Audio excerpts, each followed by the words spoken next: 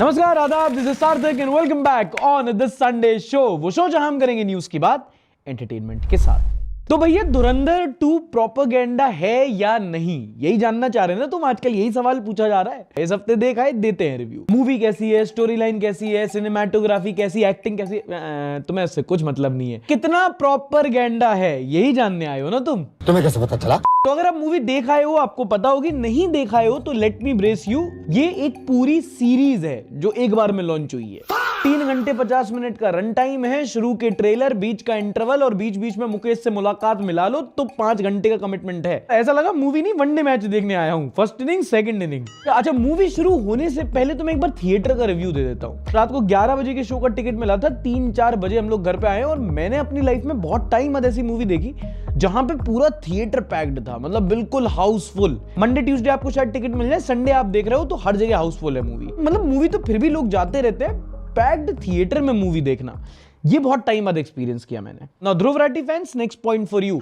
क्या गोर है मूवी में? जी हां, बिल्कुल 100%। हर चैप्टर में गोलीबारी, हर दूसरे सीन में मारकाट। जितनी पाकिस्तान की आबादी नहीं, आधी उसने खत्म कर दी मूवी में।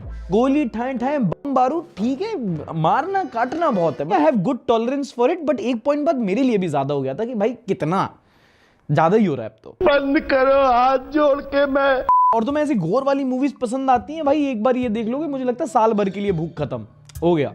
इससे अब नहीं देखा जाएगा। आपको जैसा वीर ज़ारा टाइप रोमांटिक दिखाओ मुझे। अच्छा, रणवीर सिंह की एक्टिंग, मतलब धुरंधर पूरी सीरीज में उसने लाइफ टाइम परफॉर्मेंस दी है। ऑब्वियसली बाकी भी एक्टर हैं, इवन आर माधवन ने अपना कैरेक्टर स्टैब्लिश किया, रहमान बलोच से अक्षय खन्ना ने तो एक अपना लीग ही स्टार्ट कर दिया। बट रणवीर सिंह ने शॉट बाय शॉट जो वो दिखाता है कि वो मार रहा है, वो अपने उस जोन में, जो मतलब क्लोजअप शॉट्स हैं, उसकी जैसी आंखें हैं, जैसे एक्सप्रेशन है, जो डेंसिटी है उसके कैरेक्टर में, बहुत बेहतरीन एक्टिंग की है उसने। नो, स्टोरी टेलिंग सबका अपना अपना क्राफ्ट होता है। सिनेमैटोग्राफी बहुत अच्छी है। जिस तरीके से पाकिस्तान को दिखाया गया है, जिस तरीके से लियारी को, जिस तरीके से उन्होंने कैरेक्टर्स को दिखाया गया है, मतलब पाकिस्तान की आम आवाम कैसी होती है, एक आम मोहल्ला कैसे दिखता है, हर गली में एक मस्जिद होती है, वो जो पूरा सेटअप है, गरीब घर कैसा दिखता है और वहीं उनके कोई आर्मी का ऑफिशियल हो तो उसका घर कैसा दिखता है, एमएलए का घर, वो कॉन्ट्रास्ट जो है, वहां की जो सोशियो इकोनॉमिक डिस्पैरिटी है, वो भी ठीक ठाक दिखाई है। और मूवी का सबसे इंटरेस्टिंग पार्ट है उसकी कास्टिंग। एक अतीक अहमद का कैरेक्टर है भाई, जिस एक्टर ने उसको प्ले किया, उसने जो इलाहाबादी एक्सेंट निकाला है, ओए होए। एंड नाउ, क्या मूवी में प्रोपेगेंडा है? And I won't walk the middle line here. हाँ है, बिल्कुल प्रोपेगेंडा है। यस, 100%। मुझे तो लगा, क्योंकि धुरंधर 1 पे आरोप लगाए थे ना कि सटल प्रोपेगेंडा है, धीरे धीरे, हल्के हल्के, हौले हौले हिंट दिए, ये नया भारत है और हमारी पुरानी सरकार कुछ नहीं करेगी। यहां ऐसा नहीं है, बिल्कुल क्लियर स्टांस है कि जब मोदी जीता है तो पाकिस्तान परेशान हो गया है। रिसेंटली बहुत सारे नेशनल इवेंट्स हैं जिनको स्टिच करके एक स्टोरी लाइन बनाई गई है, जैसे डिमोनेटाइजेशन, अतीक अहमद का मारा जाना, जो पाकिस्तान में अननोन गनमैन वहां के सरगनाओं को मारने लगे थे, सब कुछ मिलाकर के उन्होंने पैरेलली स्टोरी चलाई है। But where it gets very blatant is the demonetisation part. Demonetisation जो मोदी सरकार का one of the biggest failure है, तो वो खुद भी नहीं इसके बारे में बात करते, उसको बहुत सुपड़े से बिल्कुल वाइट वॉश करने की कोशिश की गई। पूरा यही बताया गया कि पाकिस्तान की काउंटरफीट करेंसी और आतंकवादी रीजन था कि हमने अपनी करेंसी हमने पूरी डिमोनेटाइज कर दी। और नंबर्स जो दिए गए, बस बेसिक मैथ करोगे तो तुम्हें समझ में आएगा कि भाई ये तो सेंस ही नहीं बना रहा। बोल रहे हैं कि 60,000 करोड़ आया था, इसलिए उन्होंने सीधा ऑपरेशन पता नहीं कौन सी लीफ चला के पूरा का पूरा डिमोनेटाइज कर दिया। ऐसे तो देश चलता नहीं है मेरे ख्याल से। और दूसरी बात कि आरबीआई ने खुद बोला था कि 99 पॉइंट समथिंग करेंसी वापस आ गई है, मतलब ऑलमोस्ट पूरी की पूरी वापस सिस्टम में आ गई है। तो जो पैसा ऑलरेडी सर्कुलेट कर रहा था वो वापस आ ही गया ना। आतंकवाद की कमर का थोड़ा लॉजिक लगाओगे, समझ जाओगे कि अरे आदित्य भाई तो खेल गए। You very चालाक bro. But again, credits where due. अगर आप इस कंक्लूजन पे पहुंचते हो कि ये प्रोपेगेंडा है तो you have to admit well made propaganda है। मतलब वो विवेक अग्निहोत्री या ताज स्टोरी टाइप मूवी नहीं है कि तुम्हें लगेगी इससे अच्छा तो हमें तो बढ़ाने की वीडियो होती है। मूवी बनाई है बढ़िया तरीके से। वो जॉन इब्राहिम वाला नेशनलिज्म नहीं है कि पॉपकॉर्न खा रहे हो तो चरचरने की आवाज आ रही है, कोई है ही नहीं थिएटर में। नेशनलिज्म का इमोशन अगर निकालने की कोशिश की है तो निकाल दिया है।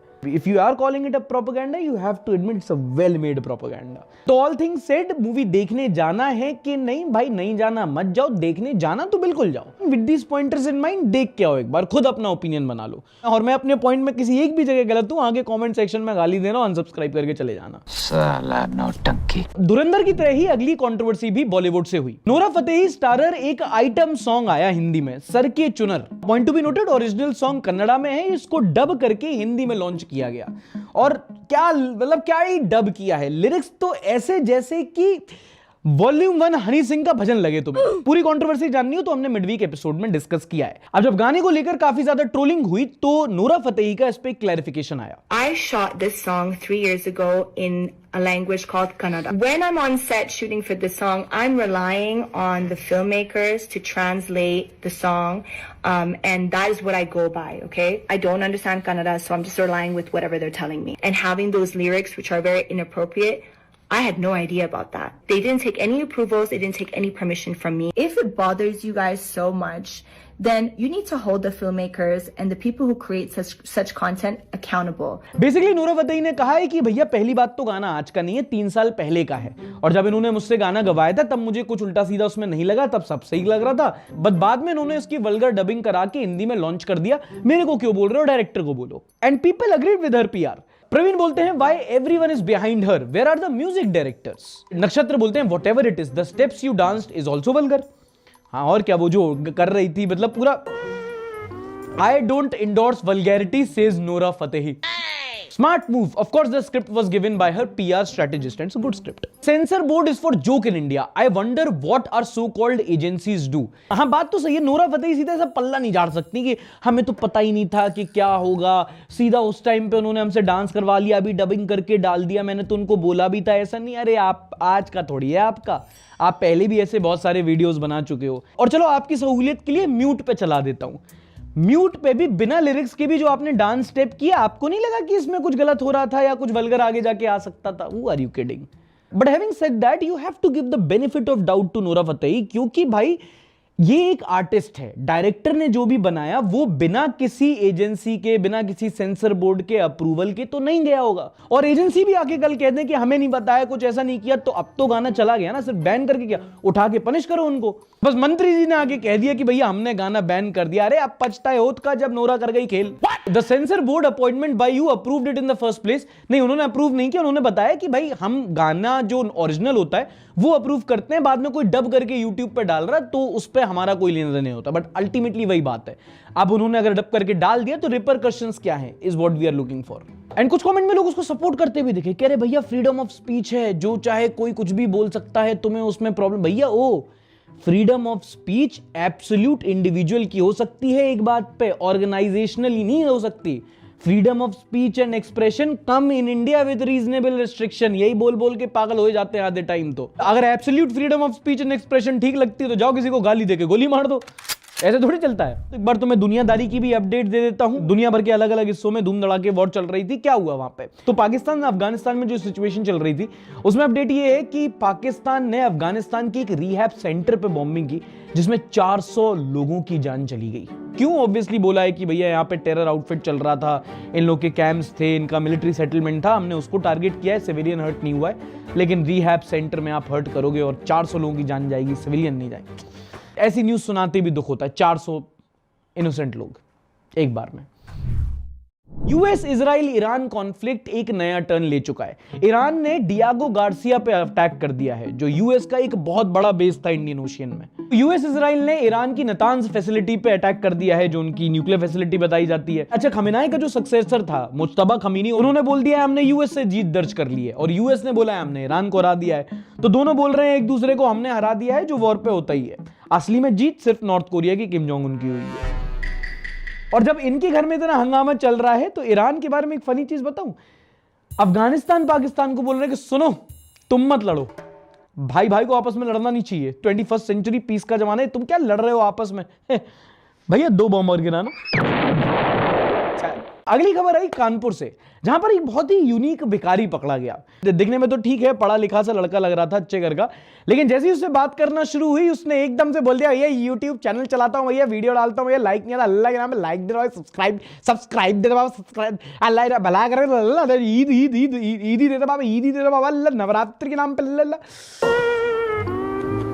करना पड़ता है दोस्तों, ये सब भी करना पड़ता है। अच्छा, आगे बढ़ने से पहले आप में से कितनों का एक इंस्टाग्राम अकाउंट है? या मुझे फॉलो किया है?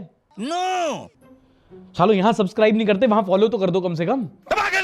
ठोक लीजिए, 5000 लौटे दिख जाना चाहिए। एनीवे, इंस्टाग्राम पे अगर आप किसी को डीएम करते हैं, खास करके वो वाले, तो थोड़ा ध्यान से सुनना, क्योंकि इंस्टाग्राम की पेरेंट कंपनी मेटा ने बोला है कि अब वो बहुत जल्द इंस्टाग्राम डीएम से एंड टू एंड इंक्रिप्शन हटाने वाले हैं। अब अगर आपको एंड टू एंड इंक्रिप्शन नहीं पता, तो एक बेसिकली टेक्नोलॉजी होती है जहां कोई आप मैसेज भेजते हो, वो एक कोड में कन्वर्ट हो जाता है, और जब वो रिसीवर होता है तो वहां डिक्रिप्ट होता है। मतलब जो आपने मैसेज भेजा वो बस सेंडर और रिसीवर के बीच में रहता है, सिक्योरिटी वाला एस्पेक्ट रहता है। व्हाट्सएप पे ऑलरेडी था, फिर ये इंस्टाग्राम पे ले आए। बट आने वाली 8 मई से इंस्टाग्राम अपने डीएम से एंड टू एंड इंक्रिप्शन हटा देगी। मतलब जो आपने सेंड किया वो रिसीव करने वाले के साथ साथ मार्क भैया भी सी कर सकते हैं। So if your vanish mode chat is okay with that.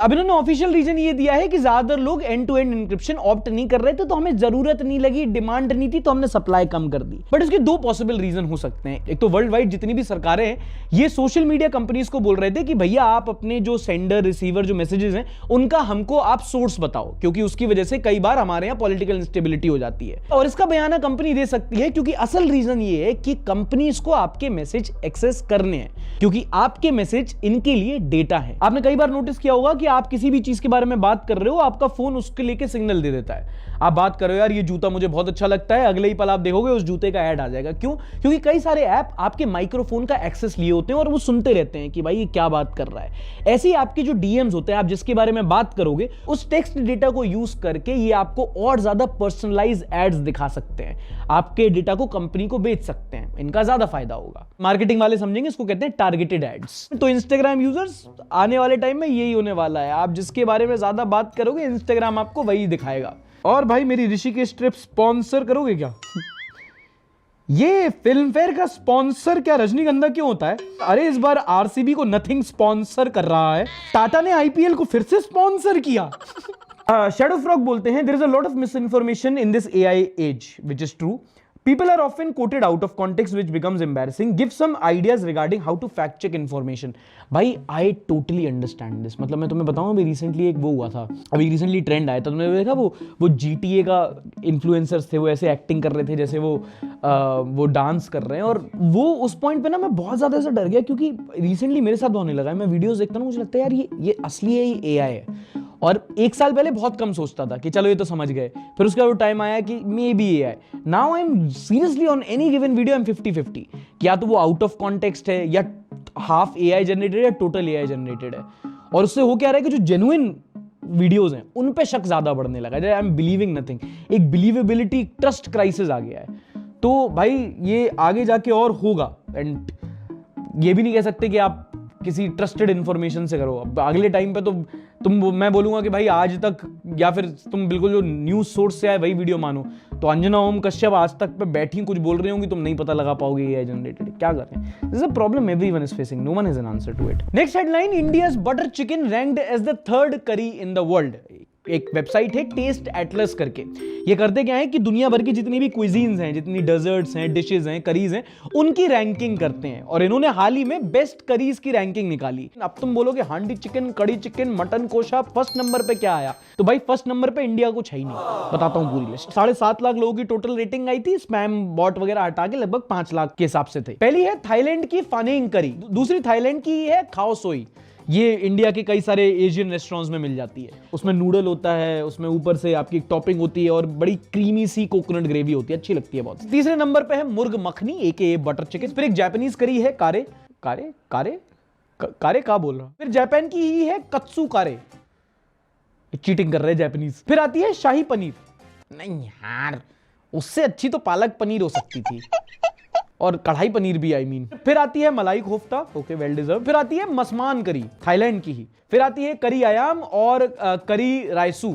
ये जापान, मलेशिया, थाईलैंड, इंडिया, 4 देशों ने पूरी लिस्ट कब्जा कर ली। लेकिन रितिका शर्मा ऑफेंड हो गई, वो कह रही nothing beats butter chicken, no one gives a F about your western approved list. And you have to empathise with Ritika because she is partly right. ये जो टेस्ट एटलस है, ये बाकी सारी भी रैंकिंग निकालती रहती है, वो बहुत ज्यादा वेस्टर्न इन्फ्लुएंस है। ऐसा लगता है इन्होंने एशिया, अफ्रीका का कभी क्विजीन टेस्ट ही नहीं किया। Top 10 dishes in the world, ना उसमें रसगुल्ला, ना गुलाब जामुन, ना छेना पोड़ा, ना शीरा, ना जलेबी, ना। समझ रहे हैं तुम? समझ रहे? मैं थोड़ा फूड को लेके थोड़ा शांत हो जा मेरे बच्चे, शांत हो जा। नहीं, अच्छा खाने पे आई है तो चलो थोड़ा खाने के बारे में और बात कर लेते हैं। दुनिया की किस जगह का खाना कैसा होता है बहुत ज्यादा फैक्टर्स पे डिपेंड करता है। तुम सोचोगे मोस्टली वो फूड अवेलेबिलिटी होता है, भाई कहां चावल मिल रहा है, कहां पे गेहूं मिल रहा है, कहां मीट ज्यादा है। बट और भी कई सारे फैक्टर्स होते हैं जो एक जगह के क्विजीन्स को डिसाइड करते हैं। पहला सबसे बड़ा उस जगह की ज्योग्राफी। जो ट्रॉपिकल जगह होती हैं, जो इक्वेटर के पास होती हैं, वहां पे गर्मी ज्यादा होती है तो वहां पे स्पाइसेस ज्यादा उगते हैं। तो इसलिए तुम देखोगे कि इंडिया में भी जो आंध्र बेल्ट होता है वहां पे तुम्हें खाना ज्यादा स्वादिष्ट मिलेगा क्योंकि स्पाइसेस वहां पे ज्यादा उगाए जाते हैं।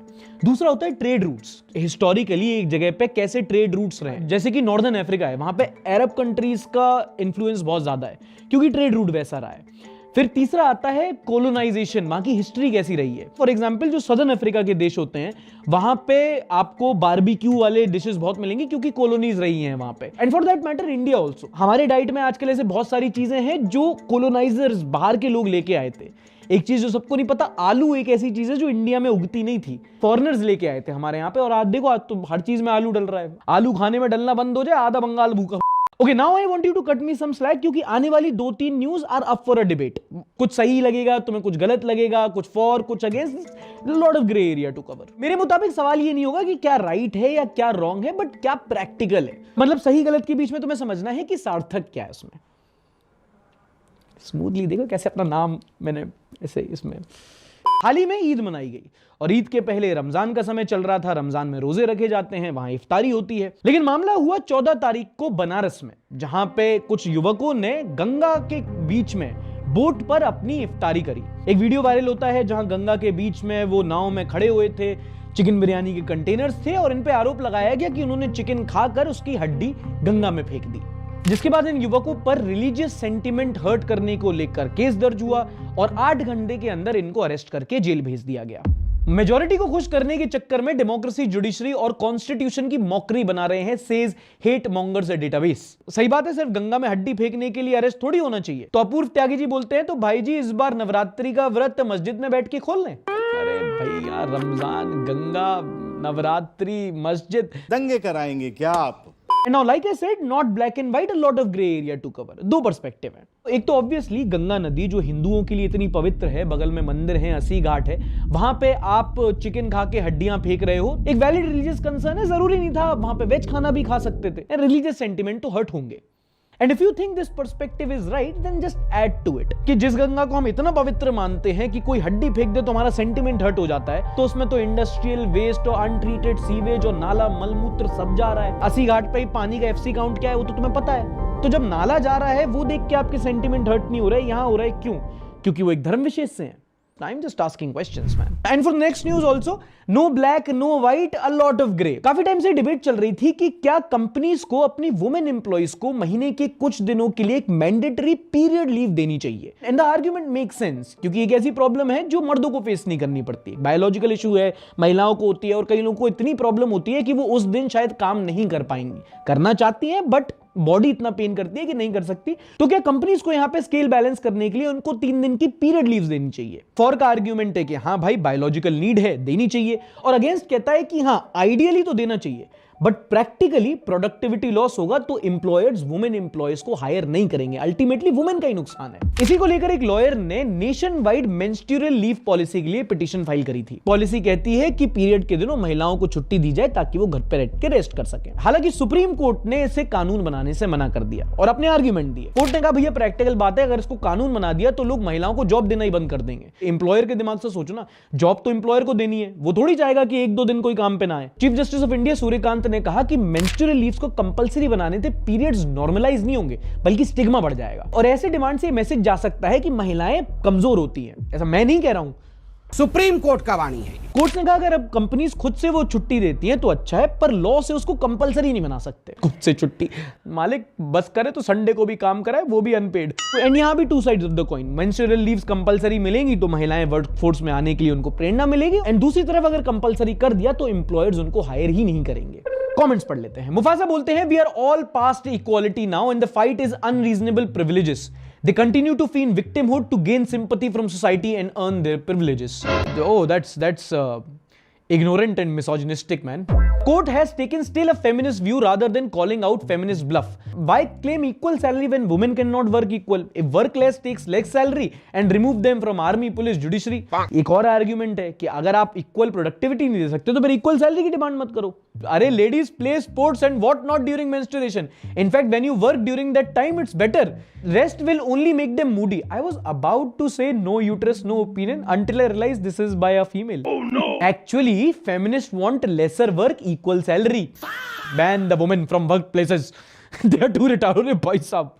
वरुणा बोलती है I think men and women are not equally placed biologically. अरे भैया ये मत बोलो, मैंने बोल दिया था, सर पे सूड़ो चढ़ गए थे मेरे. Women bear disproportionate burden through periods, childbirth, caregiving and society as a whole benefits from that labour. So it's fair for laws and policies to recognise and compensate for it even if it's an added cost. ये बातें ना अक्सर equal pay के argument में भी सुनने को मिलती हैं कि भाई अगर इक्वल काम नहीं कर सकती तो इक्वल पे क्यों मिले. But I find it flawed. It's like saying कि अभिषेक शर्मा या सूर्य कुमार यादव को मेडल नहीं मिलना चाहिए क्योंकि उनका उतना कंट्रीब्यूशन नहीं था. Personally I am with the court here कि 3 दिन की लीव मैंडेटरी नहीं बनानी चाहिए, बल्कि एक मिडिल ग्राउंड ढूंढना चाहिए, कहीं से शुरुआत करनी चाहिए. क्योंकि सही बात है 1-2 दिन बहुत मुश्किल हो जाता है, तो उसको वॉलंटरी कर सकते हैं, वर्क फ्रॉम होम दे सकते हैं, या मे बी महीने में 1 दिन की लीव दे सकते हैं जब दर्द सबसे ज्यादा हो. पर अगर आप 3 दिन की छुट्टी कंपलसरी कर दोगे, which is basically like 15% of the working days, पर तो एम्प्लॉयर्स वुमेन हायर नहीं करेंगे. ऑब्वियस है. जब वीडियो अच्छी लग रही हो, कुछ इंफॉर्मेशन मिल रही हो, तो आगे बढ़ने से पहले एक बार अपना एकलव्य करते जाना. काट दूंगा वरना द्रोणाचार्य बन के. सिर्फ न्यूज नहीं सुनाता हूं, धमकी भी दे देता हूं. जयपुर पुलिस ने चित्रकूट से 9 किन्नर, 1 किन्नर और 8 लौंडों को अरेस्ट किया जो किन्नर बन के लोगों से पैसे मांग रहे थे. देना साला कंजूस कहीं. तो आप इसको रोजगार मानोगे कि नहीं मानोगे? कोई तरीका है भीख मांगने का? कैसे कैसे लोग हैं यहाँ. अच्छा है मैं अंधा हूं. लोगों का मीम निकल गया कमेंट सेक्शन में. अच्छा, सेगोइंग बैक, एलजीबीटी कम्युनिटी को लेकर इस हफ्ते बहुत सारी न्यूज है. एक तो अनाया बांगर, जो संजय बांगर की बेटी अनाया बांगर, पहले आर्यन बांगर हुआ करती थी, और इस हफ्ते वो ऑपरेशन करा के एक महिला बन गई हैं. सेक्स चेंज सर्जरी करा ली उन्होंने, अपनी लिंग परिवर्तन. एंड बाय द वे इन्होंने करवाने से पहले अपने स्पर्म्स फ्रीज भी करा लिए थे. So technically she can now become the mother and father to her own son. Wow, medical science, wow wow. सोचो तुम्हें लगता है सेक्स ट्रांजिशन का जब हुआ कि कोई लड़का से लड़की बन गया, तो सबसे ज्यादा लाइक्ड कमेंट क्या होगा? माँ बाप को दहेज की टेंशन में डाल दिया. क्या अब इनका पीरियड आएगा? देखो ये सवाल तो मेरे दिमाग में भी है. ये भी पापा की परी बन गई. लेने की जगह देने पड़ेंगे अब दहेज. प्रकृति से हिलवाड़. अरे एक खिलवाड़. अरे Anaya, if you are watching this, all in good fun, we have good wishes for you. Coming back to the serious news, LGBT community के blood donation को लेकर इस हफ्ते खबर आई है. अगर आपको नहीं पता तो LGBTQIA+ कम्युनिटी के जो लोग होते हैं उनको ब्लड डोनेशन बैन है हमारे देश में अभी. और उस ब्लड डोनेशन बैन को हटाने के लिए सुप्रीम कोर्ट में याचिका दर्ज की गई थी और सोशल एक्टिविस्ट थंगजाम संता सिंह और हरीश अय्यर ने यह फाइल की थी. पिटिशनर्स ने कहा कि ये रूल डिस्क्रिमिनेटरी है और ये LGBT कम्युनिटी के लोगों के अधिकारों का हनन है, उनको ये सेकंड क्लास सिटीजन बनाता है, इसलिए इनको ब्लड डोनेशन का अधिकार दिया जाए. पहली बार देख रहा हूं कि लोग खून लेने के लिए नहीं, खून देने के लिए लड़ रहे हैं.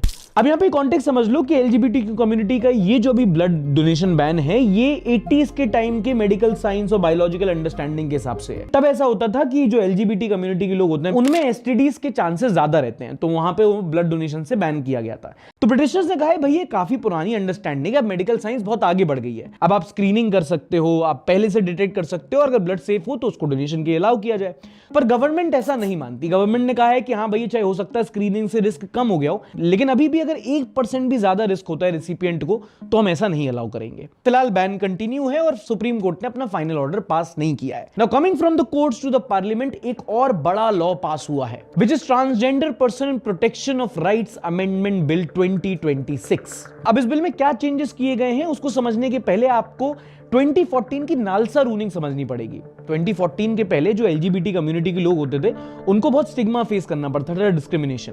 तब एक लैंडमार्क जजमेंट आया था, ये नालसा रूलिंग, जिसने कहा था कि कोई भी व्यक्ति अपना जेंडर सेल्फ आइडेंटिफाई कर सकता है. अगर उसे लगता है कि अगर वो लड़का है, उसे लगता है मैं लड़की हूं, नहीं मैं नॉन बाइनरी हूं, I identify as something else, वो अपने हिसाब से अपनी जेंडर आइडेंटिटी डिसाइड कर सकता है. लेकिन फिर एक प्रॉब्लम हो गई कि कोई भी कुछ भी आइडेंटिफाई करने लगा कि भाई मैं लड़का हूं लेकिन लड़की आइडेंटिफाई करता हूं, मैं लड़की हूं लेकिन मैं लड़का भी आइडेंटिफाई नहीं करती, लड़की भी नहीं, तो बहुत प्रॉब्लम हो गई, कोई भी कुछ भी करने लगे। तो 2019 में एक अमेंडमेंट हुआ जिसमें कहा कि ठीक है आप कर लो, पर उसके लिए आपको एक डीएम से सर्टिफिकेट लेना पड़ेगा। उसके साथ कुछ कुछ पॉजिटिव्स भी थे कि जो एलजीबीटी कम्युनिटी के लोग हैं उनके साथ डिस्क्रिमिनेशन पनिशेबल बना दिया गया।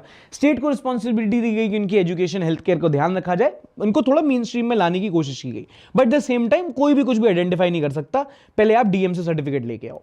अब जो आया है इसने वो सेल्फ आइडेंटिफिकेशन को भी हटा दिया है कि आप सेल्फ आइडेंटिफाई कर ही नहीं सकते अपने हिसाब से, जो आपका मन है वो आपकी जेंडर आइडेंटिटी नहीं हो सकती। इसीलिए जो LGBTQ++ कम्युनिटी के लोग हैं वो उसके खिलाफ प्रोटेस्ट कर रहे हैं। क्या आर्ग्यूमेंट है उनके कि भाई पहला तो आपने सेल्फ आइडेंटिफिकेशन कैसे हटा दिया, हमें लगता है हम लड़के हैं लेकिन हम लड़के नहीं हैं, हम लड़की हैं, पर हमें लगता है हम लड़के हैं तो हम लड़के हो सकते हैं। I think I explained it good. नहीं, नेक्स्ट पॉइंट दूसरा है जो डेफिनेशन ऑफ ट्रांसजेंडर है वो बहुत लिमिट कर दिया है। To quote, having such socio-cultural identities, persons who are intersex and persons who have been compelled to assume, adopt or outwardly present a transgender identity। मतलब कोई socio-culturally किन्नर है या उसे किन्नर बना दिया गया है। लेकिन अगर आप बोलो मैं जेंडर क्वेयर हूं, मैं जेंडर फ्लूइड हूं, मैं नॉन बाइनरी हूं, ये सब नहीं मानेंगे। लेकिन अगर आपको अपनी नॉन बाइनरी आइडेंटिटी मनवानी है तो पहले जाके एक मेडिकल चेकअप करा के आओ, सर्जरी करा के आओ, फिर जाके उस सर्जरी का जो अपना रिपोर्ट है वो जाके डीएम के पास लेके जाओ, उससे सर्टिफिकेट निकालो। जब आपके पास रिपोर्ट, सर्टिफिकेट सब कुछ होगा तब मानेंगे। और हाँ, संरक्षण की भी बात हुई है कि अगर आप अपने बायोलॉजिकल पेरेंट्स के अलावा कोई और है आपको जो बोल रहा है कि भाई I am your God father, मैं करता धरता हूं, मैं देखूंगा, मैं ऑपरेशन के पैसे दूंगा, मैं तुम्हारी आइडेंटिटी प्रोटेक्ट करूंगा, तो उसको क्रिमिनली चार्ज किया जाएगा। बेसिकली LGBTQIA+ का सरकार ने माइनस कर दिया। सीधा बोला है सेक्स ही आपका जेंडर है, वरना जाओ डॉक्टर से चेकअप कराओ, अपनी सर्जरी कराओ, उसकी रिपोर्ट लेके आओ, जाओ डीएम के पास सर्टिफिकेट लेके आओ, तब मानेंगे। This amendment removes the principle of self-perceived gender identity that was recognized earlier. This will harm transgender people with gender dysphoria, थोड़ी Hindi medium, who do not belong to traditional communities like हिजड़ा और किन्नर. Why is the government taking away their rights? सही तो है, अब mail जेनिटिलिया लेकर कोई female बोलेगा, trans बोलेगा तो थोड़ी माना जाएगा। I like how different these two comments are, two different. Just please इन दोनों को एक बार प्लीज बुला के एक बार बात करवा सकते हैं हम। Now again come back to सही है, गलत है, ज्यादा कर दिया, नहीं है, सही करना चाहिए था। जो भी आपका ओपिनियन है नीचे कमेंट सेक्शन में #transbill लिख के जरूर बताना। अगली खबर है बैंकिंग को लेकर। हाल ही में HDFC बैंक के पार्ट टाइम चेयरमैन और इंडिपेंडेंट डायरेक्टर अतानु चक्रवर्ती ने अपने पोस्ट से रिजाइन कर दिया, और जो रेजिग्नेशन के पीछे उन्होंने रीजन दिए वो सुनने बहुत जरूरी है। 5 साल से काम कर रहे थे और HDFC को देश में नंबर 2 पे लेके गए थे, सोनू की कसम। अपने देश को नंबर 2 पर ले जाएंगे। लेकिन इन्होंने हाल ही में रेजिग्नेशन का रीजन दिया है कि पिछले 2 सालों से बैंक में कुछ ऐसा हो रहा है जो इनकी पर्सनल वैल्यूज और एथिक्स को मैच नहीं करता। कहा है कि भाई मैं बैंक पे कोई आरोप नहीं लगा रहा, बैंक में सब ठीक चल रहा है, बट मेरे एथिक्स अलाइन नहीं करते। जैसे ही उनका रेजिग्नेशन और स्टेटमेंट आया, HDFC बैंक के शेयर 7% से गिर गए। और HDFC बैंक कितना बड़ा है स्टॉक मार्केट में तुम्हें बताने की जरूरत नहीं है। बाद में RBI को आना पड़ा, क्लैरिफाई किया कि देखो भाई बैंक की फाइनेंशियल कंडीशन, गवर्नेंस में कोई इशू नहीं है, हमने क्लीन चिट दे दी है। और अब केकी मिस्त्री को 3 महीने के लिए एक इंटरिम चेयरमैन बनाया है। But then I agree with TK Arun जब वो कहते हैं that's big, so why brush it aside, let there be an inquiry. हाँ, ये बड़ी बात है भाई, देश का one of the biggest bank HDFC bank is a DSIB, domestically systematic important bank. मतलब ये इतना बड़ा बैंक है, इतने ज्यादा एसेट्स होल्ड करता है, इतने लोगों के खाते हैं, इसमें पैसा है कि इसकी स्टेबिलिटी और फाइनेंशियल इंडिपेंडेंस, ट्रांसपेरेंसी बहुत इंपॉर्टेंट है। मतलब अगर उसका चेयरमैन आगे कुछ कहता है कि कुछ ऐसा हो रहा है कि जिससे मेरे एथिक्स अलाइन नहीं करते, तो बड़ी बात है भैया, ऐसा क्या हो रहा है, मेरा भी खाता है उसमें। वैसे बैंकों का ट्रैक रिकॉर्ड हमारे देश में कुछ अच्छा है नहीं, और अपना तो सरनेम भी मान लिया नहीं है। अच्छा, सनी देओल का तुम्हें वो वाला डायलॉग याद है, तारीख पर तारीख, तारीख पर तारीख। और तारीख क्यों दी जाती है? जब कोर्ट अडजर्न हो जाता है। वो भी तो हमने कितनी सारी मूवीज में देखा है, the court is adjourn. I think हमारा कोर्ट का ज्यादा रेफरेंस मूवीज से ही आता है। हम में से ज्यादातर लोगों ने कोर्ट रूम अंदर से देखा नहीं है ना।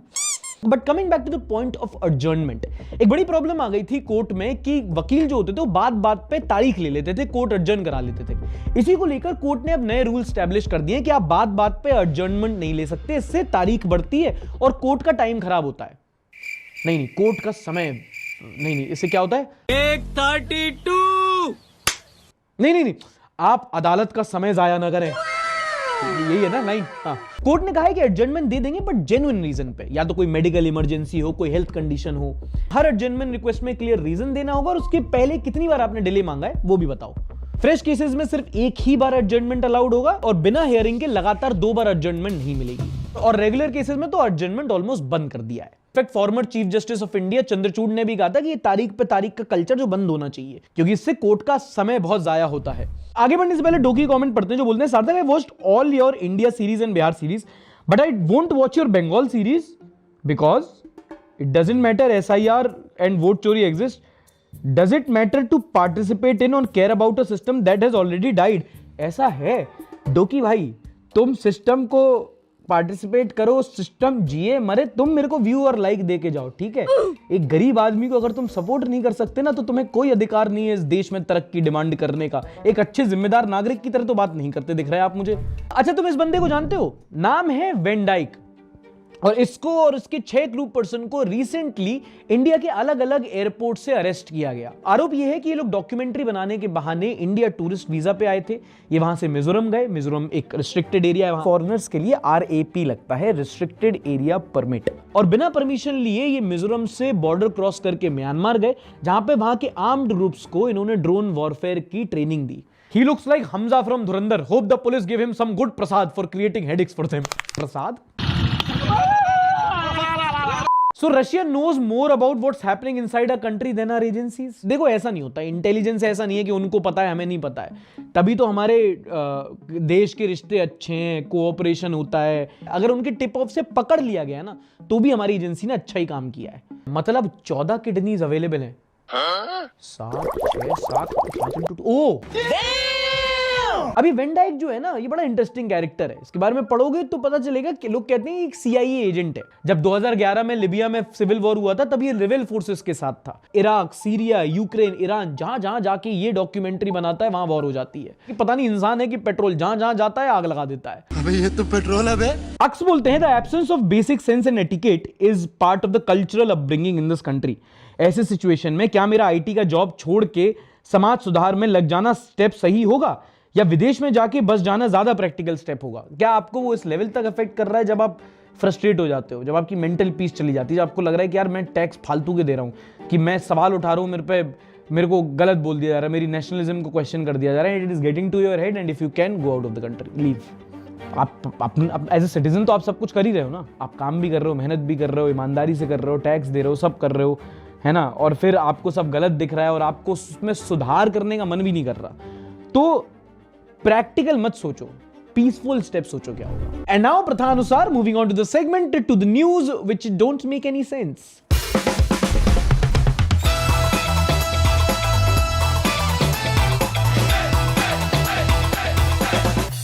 ये देखिए, मत सोचना कि भाई अब मैं कुछ कचड़ा चढ़ा उठाने वाला बंदा, नहीं, गरीब, तुम्हारे सब्सक्रिप्शन की जरूरत नहीं है मुझे, ना मुझे कोई स्पॉन्सर चाहिए, क्योंकि मैं अब लखपति आदमी बन गया हूं। ये कैसे हो गया?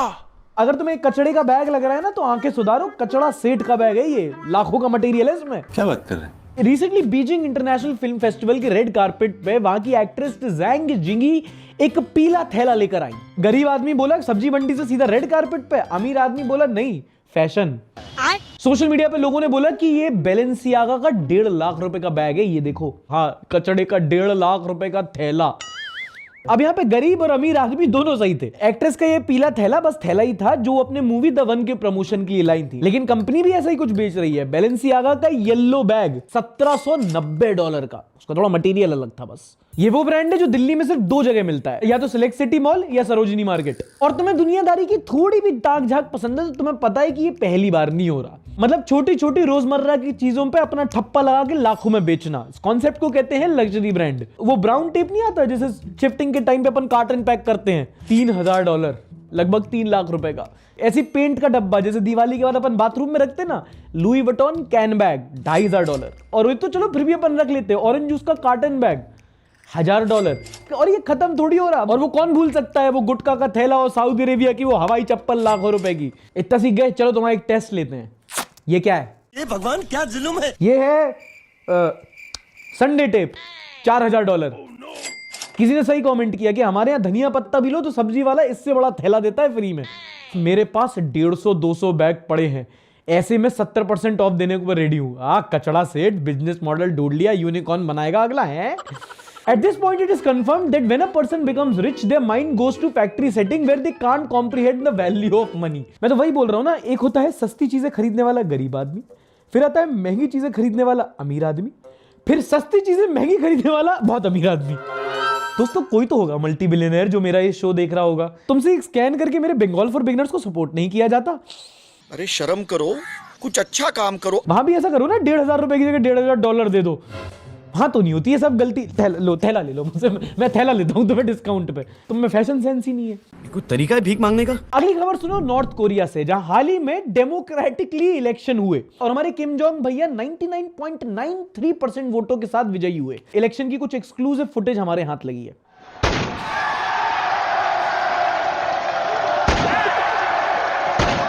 दूसरा कैंडिडेट तीसरा कैंडिडेट इलेक्शन कमिश्नर।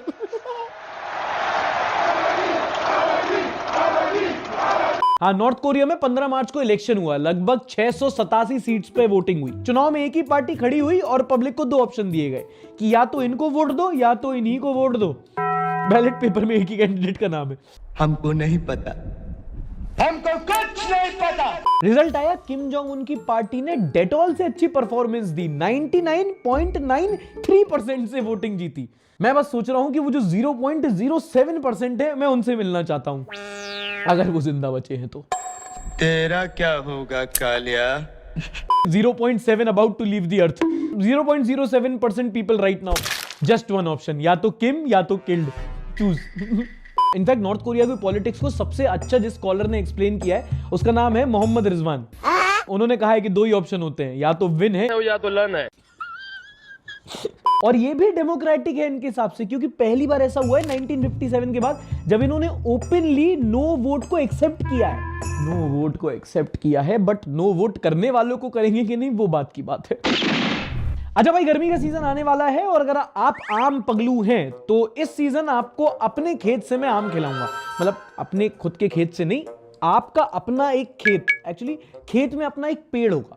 हाँ, दरअसल ये कोची में एक स्टार्टअप किसी ने चालू किया है जिसमें उन्होंने कहा है कि आप उनके फार्म पे एक पेड़ को लीज पे ले सकते हो। हाँ, एक पेड़ को आप खरीदो उनसे और उस पेड़ से जितने भी आम आए, कहा है कि एक सीजन में लगभग 90 किलो आम आ सकते हैं, वो आम आपको दे दिए जाएंगे। Wow wow wow, subscription model reaching new high. Startup का नाम है रेंट अ ट्री, जिसमें आपको कोई खेत नहीं लेना, जमीन नहीं लेनी, बस ऑनलाइन जाके एक पेड़ बुक करना है। पेड़ करो, पेड़ ले लो। लिटरली अ पेड़ सब्सक्रिप्शन। और उस पेड़ से एक सीजन में जितने आम आए वो आपके। आम के आम, पेड़ के दाम।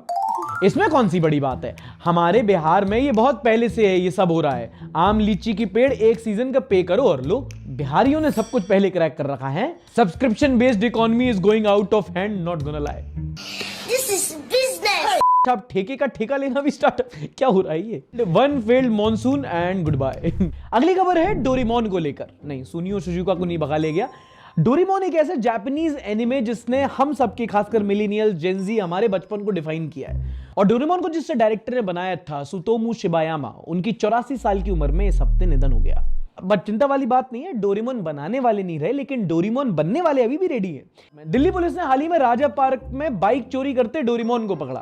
आदमी था, चोर का नाम दिनेश है, लेकिन उसे डोरेमोन बुलाते हैं क्योंकि डोरेमोन की मिमिक्री बहुत अच्छी कर लेता है। कार्टून वाला डोरेमोन दूसरों को गैजेट्स देता था, ये दूसरों के गैजेट्स ले लेता है। गजब टूबीबाज आदमी। अच्छा, ऐसी नहीं भेजूंगा, एक पॉजिटिव न्यूज भी है आपके लिए, पर उससे पहले आप अंडे खाते हो? अंडे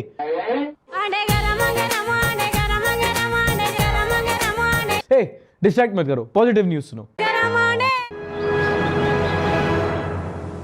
तो अंडे जब आप मार्केट से लेते हो तो उसमें एक हमेशा डर रहता है कि यार ये अंडा पुराना ना हो गया हो, खराब ना हो गया हो, क्योंकि इंडियन मार्केट में रूल है कि जो पैकेज्ड प्रोडक्ट्स हैं उन्हीं में मैन्युफैक्चरिंग और एक्सपायरी डेट लिखी जाती है, वरना जो खुदरा सामान बिकते हैं उनमें एक्सपायरी डेट वगैरह नहीं देते। हालांकि विदेशों में ऐसा है, यूरोप में, जापान में, वहां पे अगर खुले में भी अंडे मिल रहे होते हैं तो वहां पर भी अंडे की पैकेजिंग, उसके फार्म का कोड और एक्सपायरी डेट लिखी होती है। पर अब ये इंडिया में भी होने जा रहा है। हाल ही में उत्तर प्रदेश सरकार ने रूल पास किया है कि अब जो मार्केट में अंडे मिलते हैं उनमें अंडों की मैन्युफैक्चरिंग, यानी कि कब हुए हैं, मुर्गी से पूछ लो या एक दिन आगे पीछे, और उनकी एक्सपायरी डेट भी जो अंडा होने से 1 महीने बाद तक की होगी, यानी कि अंडे का बर्थडे और एक्सपायरी डेट दोनों लिखी होनी चाहिए। और उसके बाद अगर कोई 1 महीने से ज्यादा पुराना अंडा मार्केट में बेच रहा है तो आप खरीदो मत, आप जाके कंप्लेन भी कर सकते हो। और मेरे हिसाब से तो भाई बहुत ही ज्यादा गुड न्यूज है ये।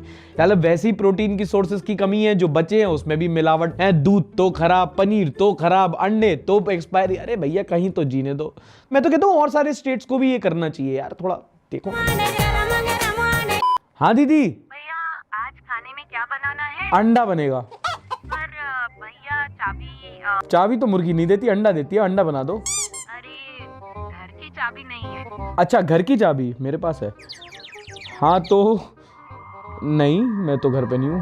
फिर अब कैसे? फिर आज भूखा सोऊंगा आज मैं दीदी। कोई बात नहीं दीदी, कल अंडे बनाएंगे हम, क्योंकि संडे हो या मंडे रोज खाओ अंडे। आपको भी पता है। वाह वाह वाह, दिल से सबको पता है। हाँ हाँ ठीक है। अच्छा, कई बार लोग पूछते हैं ना कि हम अपने देश को सुधारने के लिए इंडिविजुअल लेवल पे क्या कर सकते हैं। मध्य प्रदेश के एक लड़के से इंस्पिरेशन ले सकते हो। 20 साल का एक लड़का जिसने अकेले अपने बलबूते पे पूरी एक नदी साफ कर दी। वो सारे भाई लोग मुझसे बोल रहे थे कि तुम इस नदी को कभी भी साफ नहीं कर पाओगे, तो मैंने उन्हें जवाब देने के लिए इस नदी को कुछ इतना साफ कर दिया। लड़के का नाम है बिट्टू तबाही। नाम छोटा है लेकिन साउंड बहुत बड़ा, boom. And now that's pretty obvious, जिसके नाम में तबाही है वो बड़ा काम कैसे नहीं करेगा। तो बिट्टू तबाही अपने गांव जाते हैं, देखते हैं कि एक मंदिर के पास नदी निकली हुई है, जो नदी पूरी काई से, कीचड़ से जमी हुई है, खराब है, पोल्यूटेड है। उसने अथॉरिटीज को बोला भैया साफ करो। अथॉरिटीज ने बोला पहले यमुना करवाओ। तो बिट्टू तबाही took matter in his own hands literally, और वो नदी में घुस गया। और हिम्मत है मर्दा, मदद है खुदा। देखो आप, अकेले दम पे उसने पूरी नदी साफ कर दी। लड़का वायरल हो गया, काफी ज्यादा फॉलोअर्स आए, और इन फॉलोअर्स और इन्फ्लुएंस का इस्तेमाल करके बिट्टू अब अलग अलग जगह जाके वहां पर क्लीनिंग ड्राइव्स करता है। इसी को लेकर ऑब्जर्वर ऑफ इंडिया कमेंट करते हैं, India should stop offering flowers, clothes, plastic, डोना, दीपक etcetera to rivers, this pollutes the river. नहीं, ठीक है, पूजा करो, कोई दिक्कत नहीं है, फूल डालो, दिया डालो, जो भी ऑर्गेनिक वेस्ट है ना वो तुम नदी में डाल सकते हो, उसमें कोई दिक्कत नहीं है अकॉर्डिंग टू मी। लेकिन जिस पन्नी में तुम दिया और वो फूल लेके आ रहे हो, जब पॉलिथीन भी डाल देते हो तो तुम पॉल्यूट कर रहे हो। He is the real follower of Swachh Bharat Abhiyan. Imagine there is one man like him in every मोहल्ला, respect to him and shame upon the municipalities across the country. ऐसी म्युनिसिपैलिटियों को शर्म दिलाना और ऐसे इन्फ्लुएंसर्स का समाज में होना बहुत जरूरी बात है। अब ये बंगाल सीरीज में एक एपिसोड देखोगे रॉक लामा के साथ। जयगांव का एक लड़का है जो वैसे तो इन्फ्लुएंसर था, डांस वीडियोस, प्रैंक वीडियोस के लिए फेमस था, लेकिन जब उसने देखा कि उसके गांव में बहुत ज्यादा पोल्यूशन है, जगह जगह गंदगी मची हुई है, सिविक सेंस नहीं है लोगों में, तो वो क्लीनिंग ड्राइव्स करता है। अपने इन्फ्लुएंस का इस्तेमाल करके अथॉरिटीज को और पावर को बोलता है कि भैया हमारे यहाँ को देखो आप कितना पोल्यूशन कर रहे हो। तो जैसे गलत लोगों को कॉल आउट करना जरूरी होता है, सही लोगों को लाइमलाइट भी देना जरूरी होता है। And for that reason the man of the week is Bittu Tabahi. शर्म सी आ रही, बिट्टू तबाही को क्या बोलूं, नाम ही तबाही है भाई उसका। Okay, now time for the next segment, जहां हम टीम के साथ मीम रिव्यू करते हैं। कोई आपसे प्यार क्यों करेगा? छत्तीस में तो दुनिया खत्म है। Oscars versus Bollywood award shows goes to Michael B. Jordan for Sinners, Kasakai Mumbai, film पे, and the best actor jury's choice co-powered by Ramsang Company, presented by Tony TV, media partner Veg Pulao, goes to नहीं यार क्या हो रहा है ये?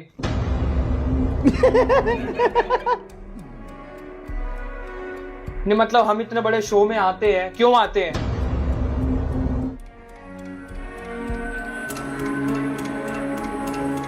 Entertain होने के लिए आते हैं भैया, बढ़िया कर रहे हो, लगे रहो।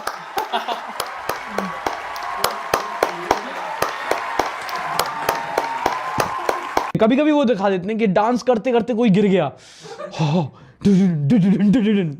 एड के बाद देखिए मार्च खत्म क्यों नहीं हो रहा। महीने में हमने होली देख ली, वर्ल्ड वॉर देख लिया, गैस शॉर्टेज, पेट्रोल शॉर्टेज, ठंड, गर्मी, बर्फ, वर्ल्ड कप देख लिया, बारिश, फॉग, नवरात्र भी देख रहे हैं, धुरंधर देख ली, ईद आने वाली है, IPL शुरू होने वाला है, और अभी भी मार्च खत्म होने में कुछ दिन बाकी है। साल खत्म नहीं हो रहा है। मार्च लंबा तो हो गया यार इस बार, बात तो सही है। 31 का होता है महीना है। हाँ, मार्च में काफी, वर्ल्ड कप हो गया, धुरंधर, गैस, ईरान, बड़ा पाव कल, ये देखो जूता, ये जूता। बस भाई। ओ या ओ प्लग अच्छा हाँ, वो भी me drinking from a paper straw to save the planet, the government. अभी दोस्तों मेरे साथ हुआ एक मजाक। मैं गया प्लेन में, बड़ा आदमी हूँ ना, प्लेन में ट्रैवल करता हूँ, तो अच्छा। स्पाइस जेट ठीक है, वहां गया, वहां जाके वो जो काउंटर वाली लड़की, उसने आंसू दिला दिए, कह रही आपका वो वेब चेक इन वगैरह। मैंने कहा मैम वो तो लैपटॉप में, वो तो अंदर चला गया। कह रही तो हम आपको बोर्डिंग पास नहीं देंगे। मैंने कहा क्यों नहीं दोगे? कह रही हम ना प्लेनेट बचा रहे हैं, हमारा save the planet green mission है कि हम आपको बोर्डिंग पास का वो पेपर बचाइए आप। मैं कहा ससुरी प्लेन चलाते हो तुम लोग, उसके स्टार्ट होने में जितना तेल जाता है उतने में मेरी गाड़ी 1 साल चलती है। कह रही है नहीं मैं आपको पेपर नहीं दूंगी क्योंकि हम एनवायरनमेंट बचा रहे हैं। समझ रहे हो फॉर कॉन्टेक्स्ट, अमेरिका ने हिरोशिमा नागासाकी बॉम्ब किया था, न्यूक्लियर बॉम्ब 1945, एवरीवन नोस, ठीक है। ये जापान की प्रधानमंत्री बगल में बैठी हैं डोनाल्ड ट्रंप के। about the war before attacking US. So we didn't tell anybody about it because we wanted surprise. Who knows better about surprise than Japan? भाई उसका मुंह खराब हो गया कि कभी कभी कुछ ऐसा हो कि प्रोसेस करते कि सही सुना मैंने, हैं? मैंने तो ड्रग्स नहीं लिए। आए कहाँ भाई, लोगों को विश्वास है कि क्या बात तुमने अमेरिका के सामने पर्ल हार्बर के बारे में बात करते, क्या कह रहे हो तुम? जिस लाइक तुम किसी जीव के सामने जाओ और उसे बोल दो we are facing some gas shortage, oh who knows gas better than you.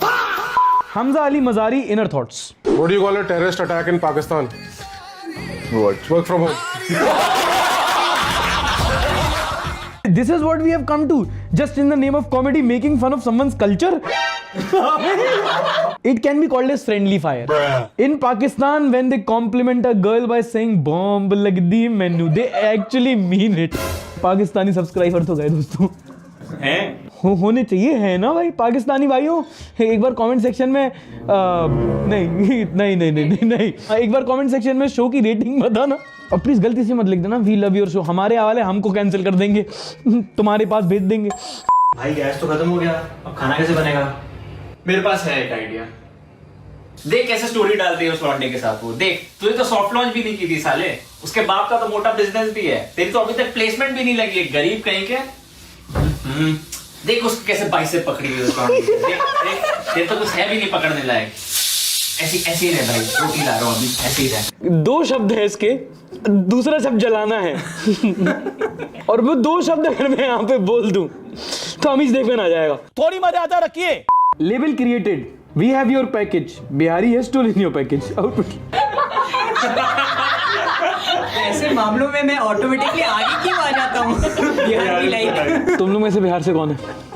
मैं झारखंड से हूँ। अच्छा झारखंड वाले भी आप बोलेंगे कि मैं बिहार से नहीं हूँ? 26 साल पहले हम आगे निकल चुके थे। निकल चुके, निकाल दिया था या निकल चुके? This is disrespect of Bihar, I agree. This person एक बिहारी सब पे भारी, ये कोई टाइम है बोलने का? पीओवी एक्सपेंसिव फ्लैट, तो इसका रेंट 40,000 रुपए है। 40,000 रुपए तो फिर बता देना आपको। बट एक प्रॉब्लम है इसमें। क्या हो गया? 2 लड़कियां रहती हैं यहाँ पे। क्या पेमेंट क्या करना है? एक प्रॉब्लम और है। क्या हो गया? उनके साथ रूम शेयर करना पड़ेगा आपको। क्यूआर का है, क्यूआर का। बट एक बड़ी प्रॉब्लम और है इसमें। अब क्या हो गया? उनकी दोस्त आती रहती है तो पार्टी के लिए फिर वो अभी क्या पेमेंट करूंगा। एक और बड़ी प्रॉब्लम है, उन्होंने ऑपरेशन कराया है कुछ। कभी कभी ऐसा लगता है दोस्तों, यहाँ मैं न्यूज बता रहा हूँ, रिपोर्ट, सर्वे, रिसर्च, क्लाइमेट चेंज, फिर ये सब। रेंज देख रहे हो तुम रेंज देख रहे हो? मिलेगी कहीं यूट्यूब पे और ऐसी रेंज, और तुमसे सब्सक्राइब नहीं होता है, फिर रेडिट पे आके बोलते हो अंडररेटेड अंडरटेकर, क्या छोड़ो। और इसी के साथ वीडियो होता है खत्म। शेयर करने से पहले लाइक करना मत भूलना, नहीं पसंद आए डिसलाइक भी कर सकते हो। Oh by the way, Bengal for beginners के एपिसोड आना शुरू हो चुके हैं। इस हफ्ते हमने एक वीडियो डाला है जिसमें हम लोगों ने कोलकाता में मोदी जी की रैली कवर की थी। अगले हफ्ते भी ममता, हेमंता और बंगाल के अदर इश्यूज पे वीडियो आती रहेंगी, तो वो अगर फॉलो करना है तो चैनल की मेंबरशिप लेना मत भूलना। I'll see you next week with more news and entertainment. Till then, tata, bye bye, shabba khair, and don't forget to like, subscribe and share.